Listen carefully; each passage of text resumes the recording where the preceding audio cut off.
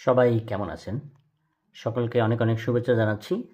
আপনারা আসলে দেখতে পাচ্ছেন খুব কালারফুল খাবার আমাদের সামনে।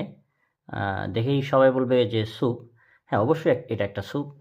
তো আসলে বর্তমানে আপনারা আমাদের ঢাকা শহরে অনেক স্থানেই দেখতে পাচ্ছেন যে আমাদের যে উপজাতি জনগোষ্ঠী তারা আমাদের সংসদ ভবনের সামনে বা চন্দ্রিমা উদ্যানের আশেপাশে একটি সুন্দর খাবার তারা প্রেজেন্ট করছে সবাইকে। যেটার নাম হচ্ছে মুন্ডি। তো আমার দিদি আজকে সন্ধ্যায় আমাদের জন্য সেই একই আঙ্গিকে, একই স্বাদে আমাদের জন্য তৈরি করেছে মুন্ডি। তো আমরা এখন খাবো। খেয়ে আসলে যেমন দেখতে সুন্দর তেমনি খুবই সুস্বাদু আরকি।